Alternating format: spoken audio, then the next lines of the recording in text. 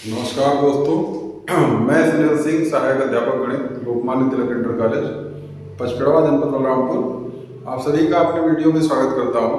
जैसा कि मैंने बता रखा है, मैं कक्षा 9 और 10 की NCERT गणित की पुस्तक की प्रश्नों को हल करवा रहा हूं। उसी क्रम में देखिए, कक्षा 10 का प्रश्नावली 3.1, जिसके कुछ प्रश्न छूट गए थे, उन्हीं में से एक प्रश्न है आपका क्वेश्चन नंबर 6, जिसमें दिया गया है, क्वेश्चन को पढ़ दे रहा हूं।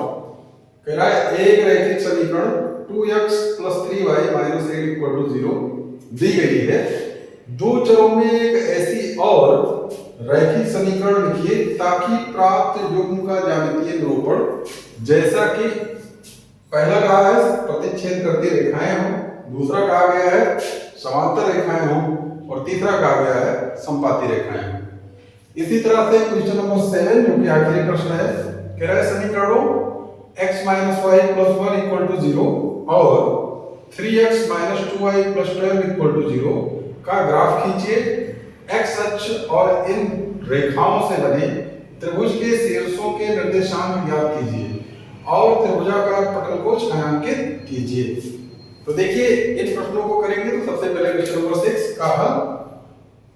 क्वेश्चन 6, इसका हल देखते हैं। पहले भाग में पहले तो दिया गया समीकरण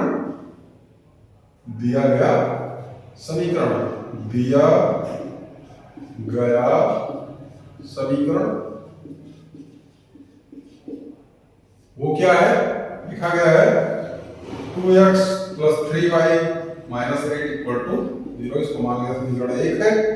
अब ये कह रहा है, ये समीकरण दिया हुआ है, पहला कह रहा है इसका पहला भाग कि प्रतिच्छेद करती रेखाएं हों। तो ध्यान रखिए, प्रतिच्छेद करती रेखाओं के लिए कंडीशन क्या है?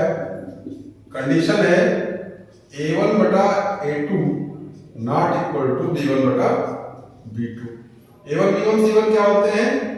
x y के गुणांक और अचर पर। तो देखिए, हमको कुछ ऐसा लेना है कि इसका जब मतलब 2 से जब उसको भाग करें तो जो आंसर आए 3 से उसको भाग करने पर वही आंसर ना आए। तो देखिए क्या करेंगे, 2 की जगह अगर मैं ले लेता हूं के लिए ये a1/a2 ≠ b1/b2 होता है। अतः समीकरण 1 को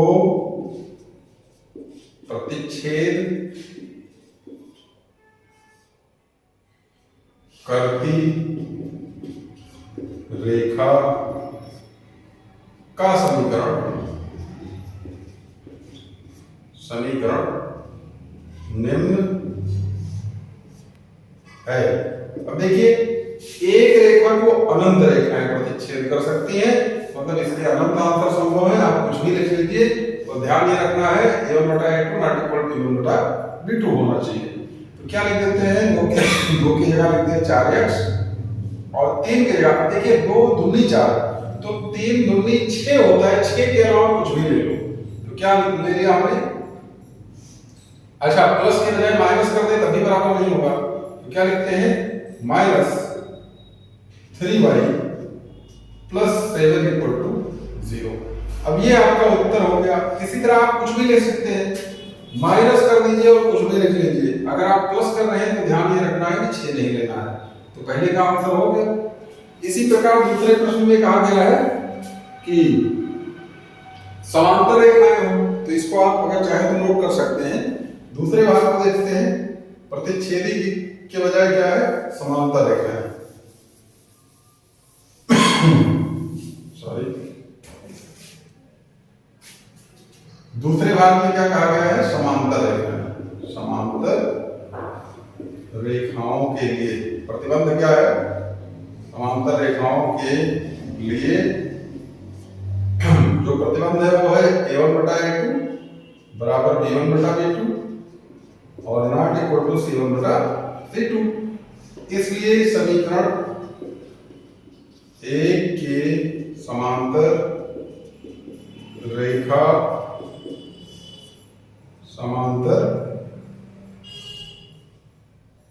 का समीकरण निम्न है। आपको ध्यान क्या रखना है, a1 बटा a2 बराबर होना चाहिए b1 बटा b2 के। देखिए अगर 2 की जगह हम 8 कर दें तो 2 चौक 8, तो 3 चौक 12 होना चाहिए, और माइनस यहाँ कुछ भी और लिख दें 8 के अलावा, मान लेते हैं 7 लिख दिया बराबर 0। तो अगर हम तुलना करेंगे तो a1 बटा a2 b1 बटा b2 बराबर है, लेकिन c1 बटा c2 बराबर नहीं है, तो ये आंसर हो गया। इसी प्रकार आपको तीसरे भाग में क्या करना है, संपाती रेखाएं। देखिए समीकरण संपाती रेखाओं के लिए प्रतिबंध क्या है, चलिए इसको मिटा देते हैं, करते हैं। इसको आप चाहे तो स्क्रीनशॉट ले सकते हैं। संपाती रेखाओं के लिए प्रतिबंध क्या है, संपाती रेखाओं के लिए क्या कंडीशन होता है, a1 बटा a2 बराबर b1 बटा b2 बराबर c1 बटा c2, मतलब सारे बराबर होते हैं, तो इसलिए समीकरण एक के संपाती ऐसे ना लिख करके लिखते हैं, संपाती रेखा का समीकरण निम्न है। देखिए क्या होगा, किसी एक संख्या से इसमें गुणा कर लीजिए, मान लेते हैं 4 से गुणा कर दिया, तो क्या हो जाएगा 8x प्लस 12y माइनस 8, 4 से गुणा कर दिया 4 दूनी 8x 4 दूनी 12y, और फिर 4 8 32 बराबर 0। अब ध्यान से देखिए 2 बटा 8 1 बटा 4 आएगा, 3 बटा 12 1 बटा 4 आएगा, माइनस 8 बटा माइनस 32 ये भी 1 बटा 4 आएगा, यानी a1 बटा a2 b1 बटा b2 c1 बटा c2 सभी बराबर है, तो इसलिए यह आंसर। इन तीनों कंडीशन के लिए अनंत आंसर संभव है। तो इस प्रकार से यह आंसर आ चुका है। अब अगला देखिए, अगले में कहा गया है, अगले प्रश्न को अगर हम देखें ध्यान से, तो उसमें कहा गया है कि क्वेश्चन नंबर 7 यहां लिख दिया मैंने, समीकरणों x minus y plus 1 equal to 0 और 3x minus 2y plus 12 equal to 0 का ग्राफ खींचिए। तो देखिए इसका ग्राफ कैसे खींचेंगे। सबसे पहले आपको क्या करना है, इन दोनों समीकरणों को नोट कर लेना है और एक ग्राफ पे बना देना है। तो देखिए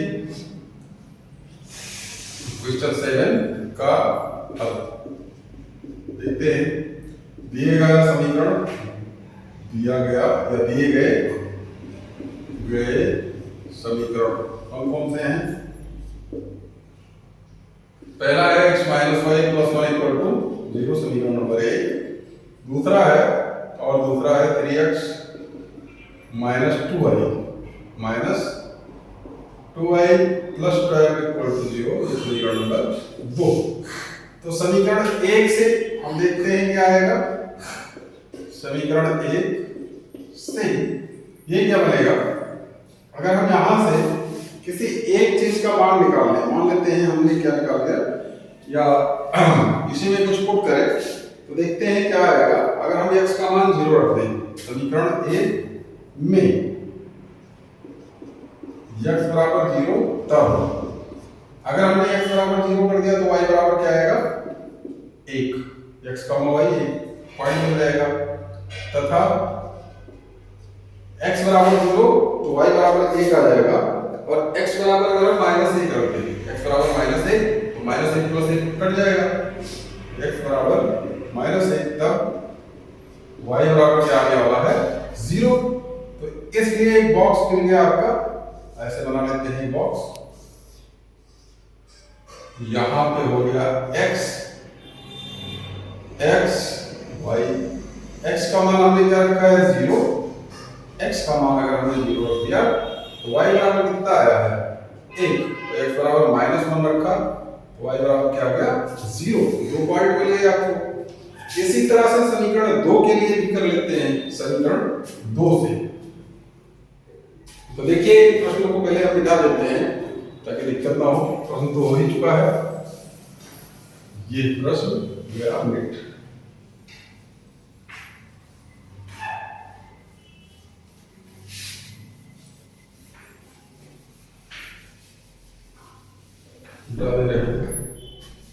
समीकरण 2, समीकरण 2 से देखिए समीकरण 2 में दिया गया है 3x - 2y + 12। अगर x की वैल्यू हम यहाँ पर 4 रख दें तो 12 12 24 हो जाएगा, उधर जाएगा x बराबर 4। देखिए तब ये कितना हो जाएगा, 3 × 4 - 2y + 12 बराबर 0। देखिए ध्यान से ये कितना आने वाला है, 3 × 4 = 12, 12 12 24 उधर ले जाते हैं, -2y बराबर -24। y बराबर कितना आ जाएगा, माइनस से माइनस कट जाएगा, क्या आ जाएगा प्लस का 12। x बराबर अगर हम रख देते हैं 4, x बराबर कितना रखा है 3x - 2y + 12। यही तो है समीकरण, 3x + 2y - 12, सॉरी ये लिखा गया है 3x + 2y - 12। एक बार देखिए, हाँ 3x + 2y ये लिखा गया है 3x + 2y - 12। समीकरण ही गलत लिखा था, अगर प्रश्न में भी गलत होगा तो इसको सही कर लेना है। तो 3x 3 × 4 + 2y - 12 बराबर 0। तो कितना हो जाएगा, 12 - 12 0 हो जाएगा, ये आ जाएगा 0 + 2y बराबर 0। तो y बराबर कितना आया 0। अच्छा जब x बराबर 4 रखा तो y बराबर 0 आ गया। अब x बराबर 0 रखते हैं, x बराबर 0 से क्या मिलेगा, यहाँ रख के देखिए x बराबर अगर 0 रखते हैं तो ये कितना हो जाएगा, 3 × 0 + 2y - 12 बराबर 0। तो 0 हो गया, तो 2y बराबर -12 को उधर भेज दीजिए +12, y बराबर 2 × 6 = 12 यानी 6। तो बॉक्स आपका बनेगा ये इस प्रकार से कुछ, ये देखिए x हो गया, y हो गया, 2 पॉइंट चाहिए, एक रेखा का ग्राफ खींचने के लिए। तो क्या मिलेगा आपको, ये मिल जाएगा x का मान 4 है तो y कितना आया है 0, और जब x का मान 0 है तो y कितना आया है 6। इस प्रकार ये बन गया। अब इन दोनों बॉक्स की हमें जरूरत पड़ेगी केवल, बाकी हम मिटा देते हैं और देखते हैं कि ग्राफ कैसे बनेगा। अब चाहे तो इसको उतार लें इतना, उसके बाद देखते हैं। देखिए हमने मिटा दिया और ग्राफ बनाते हैं यहाँ पे साफ सुथरा। ये देखिए ग्राफ बना लेते हैं। ध्यान रखना है ग्राफ बनाने के लिए सबसे पहले x अक्ष और y अक्ष 2 रेखाएं खींचते हैं ग्राफ पे। इसके लिए होना चाहिए ग्राफ, आप चाहे तो रफ फिगर भी बना सकते हैं।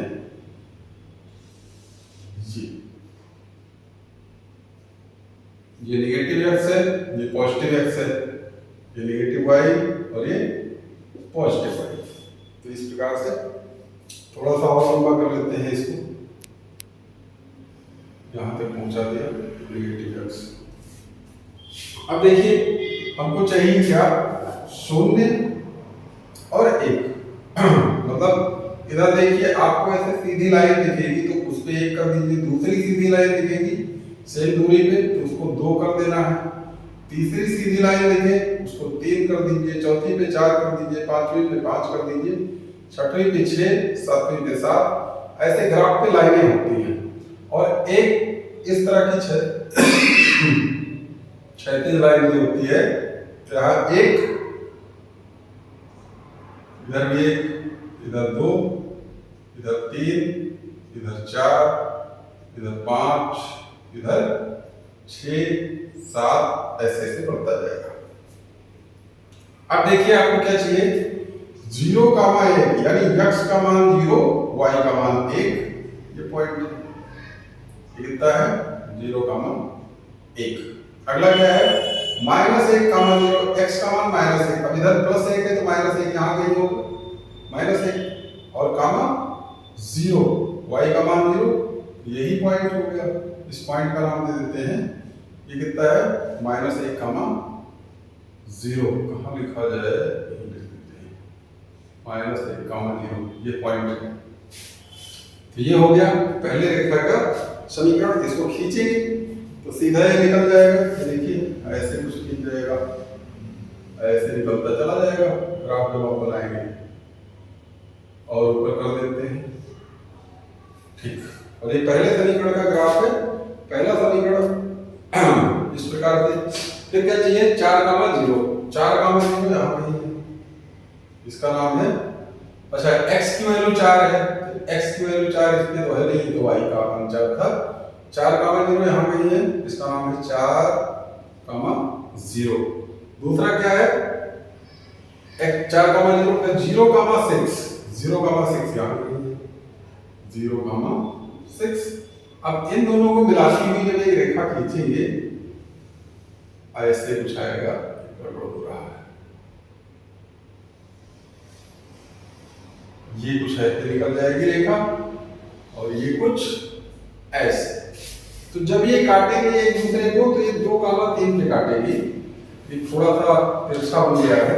जब आप ग्राफ पे देखेंगे एग्जैक्टली तो ये जो 2 है इस जगह पे कहीं रहेगा, सीधा आप जाएंगे तो यहाँ 2 मिलेगा और इस साइड में ऐसे सीधा आएंगे तो 3, तो ये हो जाएगा 2,3। ग्राफ पे एकदम सीधा सीधा बन जाएगा, ग्राफ का टेंशन आपको लेना नहीं है। तो इस तरह से इन दोनों रेखाओं का ग्राफ हो गया। पहले समीकरण का नाम था x - y + 1, ये था पहला समीकरण x - y + 1।